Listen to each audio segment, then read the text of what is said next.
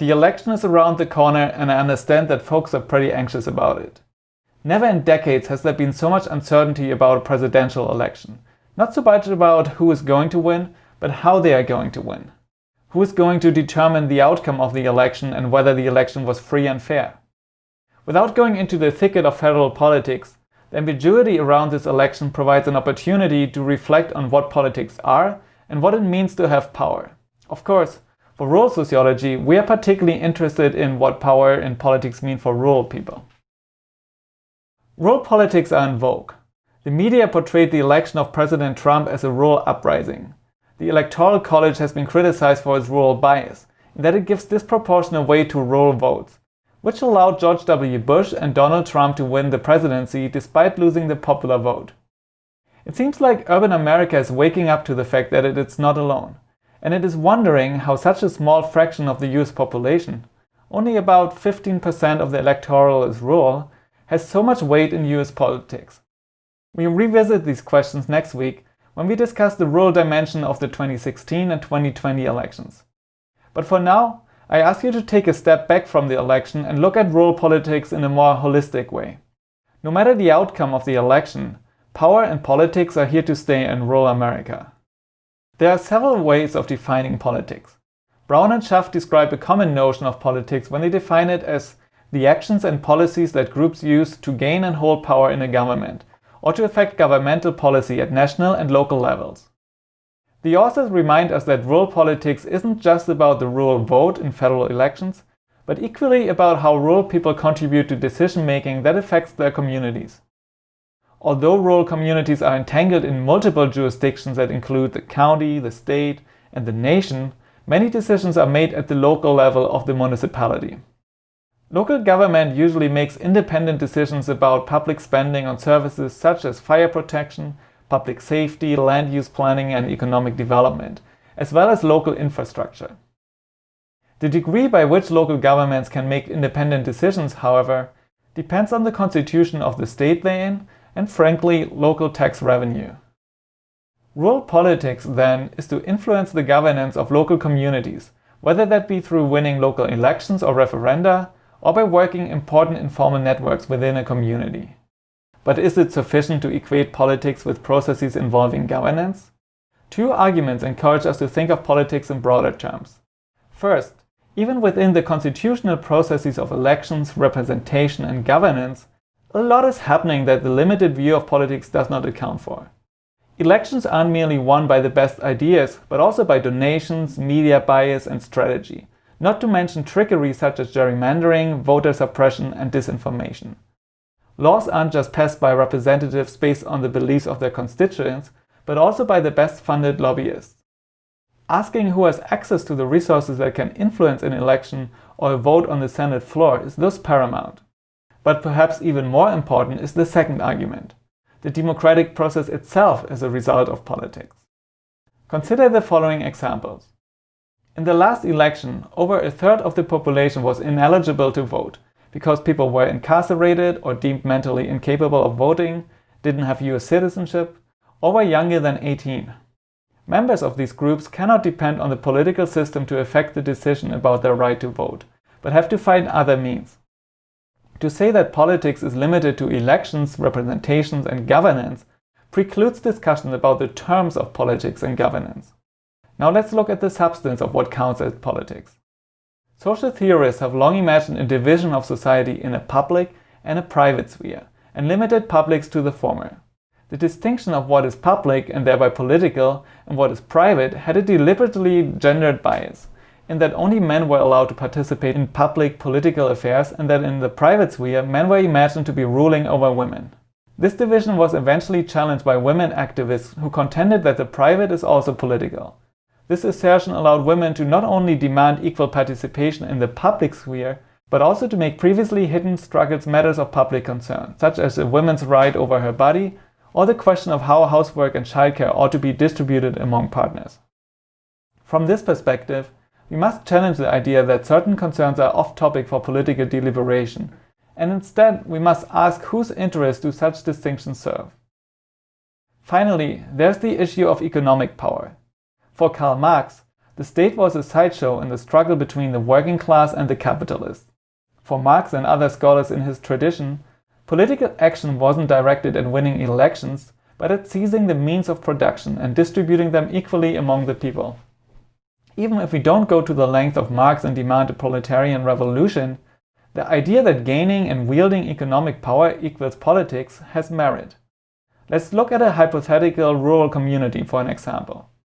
When we hear about capitalists or investors, we often think about external companies that propose to develop some large operation within a community, such as a new warehouse or a mine. In our class on the non-human environment, we learned that external investors often wield such enormous economic power that local communities have little in the way of resisting the dictate from these companies. The company's contribution to the formal local economy is often so strong that local politics often center around pleasing these investors rather than making autonomous decisions. But the owners and shareholders of these companies rarely live in the community, and so we often forget about them as human beings equal to us that interfere in local politics, but think of them as inevitable powers that be. But even among the residents of a community, economic and political influence go hand in hand. Compare a 5,000 acres farm with a 20 acres farm. Which one is more likely to get that additional 20 acres plot that becomes available? Which one is more likely to get an appointment with a local politician? Here too, the ability to shape the community in one's favor is related to capital, and it seems futile to talk about politics without acknowledging this inequality in power. To organize these diverse ways of thinking about politics, I want to introduce you to the sociologist Stephen Lukes, who describes 3 dimensions of power, and by extension, politics. First, there's the one-dimensional view, which states that power is the capacity to prevail in a conflict in which opposing interests are pitched against each other. This view requires that different interests are explicitly articulated and controversial. A school of thought known as the pluralist used this one-dimensional view to argue that in American democracy, groups with opposing interests prevail at different times, and that there is no elite that dominates in all conflicts. This is what we commonly associate with politics, whether on the federal or on the local level. This view suggests that every group has an equal chance of turning their ideas into policy, given they can form successful alliances or simply wait until the public opinion has shifted in their favor. Why is this perspective one-dimensional? It is because it assumes that every interest is articulated as a policy preference and discussed in democratic institutions. Lukes and proponents of the second dimension of power point out that power also lies in an actor's ability to set the rules of the game and the agenda of what counts as a legitimate political concern. Through coercion, influence, manipulation, and force, powerful actors can exclude opposing viewpoints from being considered as policy alternatives. To return to our example of voting rights, for many it may seem as a non-issue that non-citizens should be allowed to vote in elections. But why is this a non-issue? Because people who have the right to vote decided to exclude non-citizens from voting and political representation. So the viewpoints of non-citizens are rarely considered in parliament or elections. So, citizens have power over non-citizens, although that topic rarely comes up as an observable conflict of opposing interest within the constitutional democratic institutions. In consequence, from the perspective of the two-dimensional view, power is not just observable when a decision is made between 2 options, but also when decisions are not made, although opposing interests about a matter exist. But Lukes goes on to say that power is even broader and also involves the capacity of an actor to shape someone else's desires, beliefs, and demands so that a conflict never arises in the first place. What we demand politically doesn't evolve in a vacuum, but is based on the opinions of our parents, peers, teachers, political leaders, and the media. In short, our demands and viewpoints are socially structured and culturally patterned, as Lukes writes. To question why certain ideas become commonplace, for example the beliefs that we can buy happiness with money, that families consist of a married heterosexual couple and children, or that some people are entitled to privileges, means to expose power in its third and most pervasive dimension. The notion that our very desires and beliefs and prevailing cultural norms may be imposed by power elites was also captured by the Italian social theorist Antonio Gramsci and his concept of cultural hegemony. Cultural hegemony describes that power structures are not simply reproduced by force, but also by presenting the culture of the ruling class as universal norms, for example through control of the media, arts, and science. What do these three dimensions of power tell us about politics? The first dimension, that power is a question of who prevails in the competition of different policy proposals, implies that politics are limited to successful campaigning, persuasive arguments, and coalition building. In short, to play the game set out in the federal and state constitutions. It is what is most commonly referred to in the media by the term politics, and what Brown and Schaff describes in chapter 3 of their book. Looking at politics from the two-dimensional view of power, however, suggests that politics also includes struggle to control the agenda of what is being discussed, and to set the rules of political participation. Finally, the three-dimensional view of power reveals that control over cultural institutions shapes the norms and ideologies of a society, and that long-term political change can only occur by challenging the cultural hegemony of the people in power.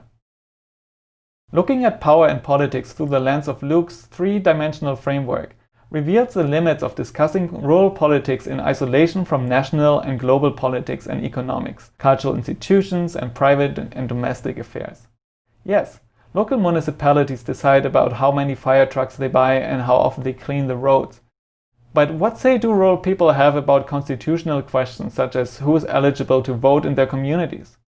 What say do rural folks have about the new mine or pipeline that is going to be built in their community? And what influence do they have on the cultural programming that their children are being exposed to in their schools and the national media?